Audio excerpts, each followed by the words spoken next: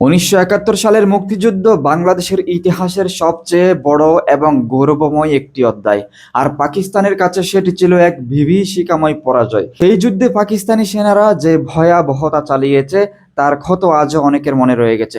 লক্ষ লক্ষ মানুষের প্রাণহানি, নারীর সম্ভ্রমহানি, গ্রাম জ্বালানো এবং সাংস্কৃতিক নিপীড়ন, এইসবের জন্য বাংলাদেশের জনগণ পাকিস্তানের কাছে ন্যায্যভাবেই একটি আন্তরিক ক্ষমা প্রত্যাশা করে। সেই প্রত্যাশা স্বাভাবিক এবং ন্যায্য, কারণ একটি দেশের ইতিহাসে এমন ট্র্যাজেডি কোনোভাবেই ভুলে যাওয়া যায় না। কিন্তু এর মধ্যেও আমাদের ঠান্ডা মাথায় ভাবতে হবে, ক্ষমা চাইবার ব্যাপারটি আসলে কত দূর পর্যন্ত দাবি করা যায় এবং কতবার চাইবার পর সেটিকে যথেষ্ট ধরা উচিত। পাকিস্তান এই পর্যন্ত ৩বার বাংলাদেশের কাছে ক্ষমা চেয়েছে। ১৯৭১ সালের ঘটনাবলীর জন্য দুঃখ প্রকাশ করেছে।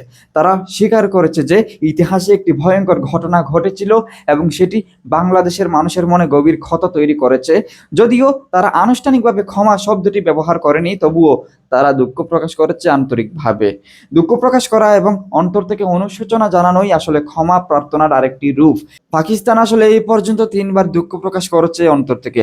বাংলাদেশের ভেতর থেকে সবসময় শোনা যায় পাকিস্তানকে আনুষ্ঠানিকভাবে ক্ষমা চাইতে হবে, কিন্তু আসলে একটি দেশকে জোর করে ক্ষমা চাওয়ানো যায় না। ক্ষমা প্রার্থনা তখনই মূল্যবান হয় যখন তা স্বতঃস্ফূর্ত হয়, হৃদয়ের ভেতর থেকে আসে। পাকিস্তান ইতোমধ্যেই একাধিকবার আন্তরিকভাবে দুঃখ প্রকাশ করেছে। সেই ক্ষেত্রে বারবার একই দাবি তুলতে গিয়ে আমরা নিজেরাই যেন কেবল অতীত নিয়েই পড়ে থাকি।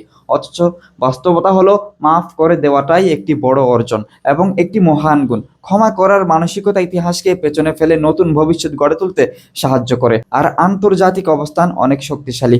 সেই পাকিস্তানই আমাদের সামনে এতবার দুঃখ প্রকাশ করছে, এটিই প্রমাণ করে তারা বিষয়টিকে গুরুত্ব দিয়ে থাকে। আমাদের দেশের জন্য এটিই আসলে বড় একটি সাফল্য, কারণ ইতিহাসে বহু যুদ্ধে পরাজিত পক্ষ কখনোই সরাসরি দুঃখ প্রকাশ করে না, কিন্তু পাকিস্তান ৩বার এই কাজ করছে। এর মানে তারা বিষয়টিকে স্বীকার করেছে এবং সম্পর্ককে এগিয়ে নেওয়ার ইচ্ছা প্রকাশ করছে। আমাদের বারবার বলা উচিত নয় যে পাকিস্তান এখনো ক্ষমা চায়নি, তাই তাদের আবারও চাইতে হবে। এতে সম্পর্ক আরো খারাপ হয়, দূরত্ব তৈরি হয়। রাষ্ট্রগুলোর সম্পর্ক সবসময় ভবিষ্যৎমুখী হয়, অতীতে আটকে থাকলে এগোনো যায় না। অতীতকে স্বীকার করাই যথেষ্ট, আর তার পরবর্তী ধাপ হলো ভবিষ্যৎকে নতুনভাবে সাজানো।